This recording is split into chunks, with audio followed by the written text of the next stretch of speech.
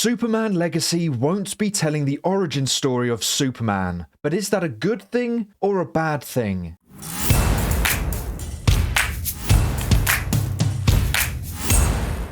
Hey everyone, welcome back to the road to Superman Legacy. This is the web series where we follow all the updates and rumours regarding the Superman reboot. This is episode 4, and today we actually have quite a few updates. But let's start with the one most already know about, Superman's origins. Now, Legacy is set in a time where Superman has been Superman for a couple of years now, and there are already existing heroes and villains too. But many have assumed, and rightly so, that the movie will have flashbacks to Clark's origin story or a small segment of the movie dedicated to showing how Clark became Superman. Like this one Threads user here, he asked James Gunn how much of the movie is dedicated to the origin story, and Gunn simply replied with none. So not a single scene of the movie will be dedicated to Superman's origins. For us who know of Superman, this can be seen as quite a refreshing move. We all know his origin story, so to skip it and get right into the action of an experienced Superman could keep the Superman story refreshing for many. However, I have mixed feelings about this. One side of me likes it because we get to see an experienced but still young Superman, and we can just get right into the action and not see the same origin story we have seen many times. Like the MCU's Spider-Man. We didn't see Peter get bitten by the spider or Uncle Ben dying. We skipped all that and just saw Peter around 6 months into being Spider-Man. So that could work for Superman too. But at the same time, I think what has made me connect with most versions of Superman was seeing how he became that hero. That whole difficult journey he went on, from leaving Krypton to being bullied as a kid for being different and then learning how to be a hero, was extremely rewarding. And that is what has always drawn me to Superman, especially Man of Steel. As a kid who was bullied throughout his childhood, seeing that even Superman could be bullied too made me feel less alone. And then seeing him rise above it and actually become a hero was very inspiring. With this new take, skipping past the origin story, I'm worried that kids of this new generation won't be able to see that inspiring story of how Superman became Superman. Sure, we will see the heroic side of him in this film, and that is very inspiring, but watching his origin story made me feel like I grew up with Superman. I saw his whole journey from child to adult. In this new Superman story, I don't know if we will feel that same connection if we skip the origin story. Now, maybe this new tale of Superman that is set a couple of years into him being the hero already may create new chances to connect to him, and maybe could equal that feeling I would have when seeing his origin story. I compared it to the MCU Spider-Man, which I think is a fair comparison, but I still think he is the weakest out of all 3 live-action Spider-Men we've had.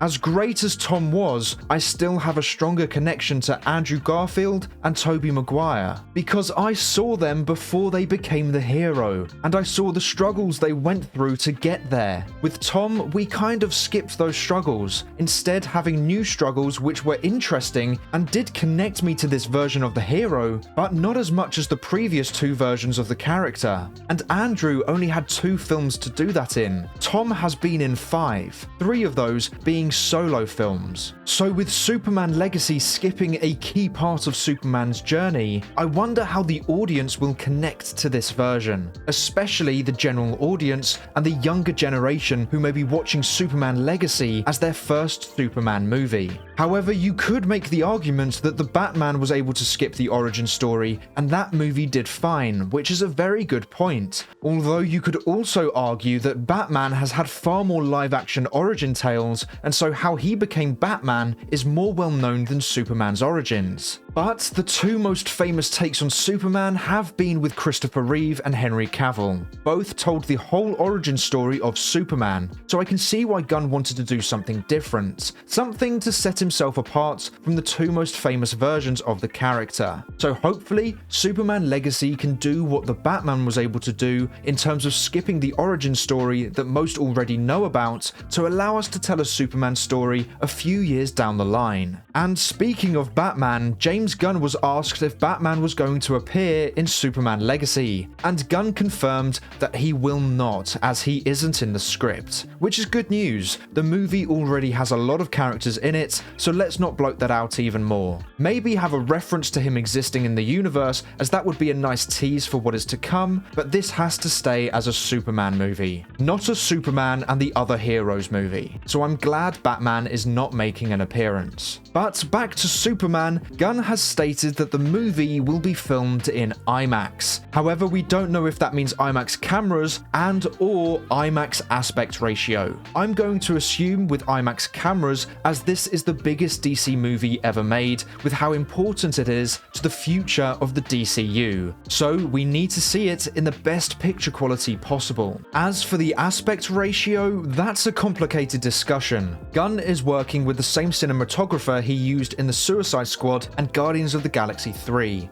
So I assume that Legacy will have a similar look to those two films. And in those two films, Gunn used IMAX cameras that were filmed in the IMAX aspect ratio, which is 1.85 to 1, so slightly wider than 16:9. However, I prefer it when films use the 21:9 or the 2.4:1 aspect ratios, where you get black bars top and bottom. And I know this may sound silly, but I feel like some movies that use the 16:9 or 1.85 to 1 aspect ratios can feel too TV-ish when they don't look cinematic or movie-like enough. I used to think, wow, we see more of every shot, so that looks so much better than 21:9. But now, as more movies are using it and less are looking like film quality, I've realized I'm not as big of a fan of it as I used to be. Like I mentioned just a few seconds ago, films can feel like a TV movie in that aspect ratio, and I do have a small issue with Guardians of the Galaxy 3 and the Suicide Squad in terms of their visuals. For me, there were a couple of scenes where the cinematography made the movie look like a TV movie, and combining that with the IMAX aspect ratio made the movie feel in those specific scenes like a TV movie. Not the whole film, because both for the most part looked great and felt like films, but in some scenes it didn't feel like a cinematic experience. So I am hoping that if they decide to use the same IMAX aspect ratio for Superman Legacy, the cinematographer doesn't make those scenes look like a high-budget TV film. Like, I don't want the Daily Planet to feel like it's an episode of The Office, just using better quality cameras. It may just be a generic Office, but I think it's important that it feels like more than that in a high-quality movie. And the cinematography needs to help that, because if we are seeing more of the shots because of the aspect ratio, then it needs to look good.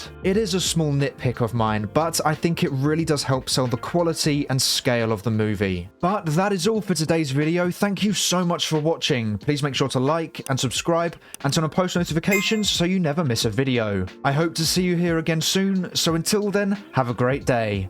Bye!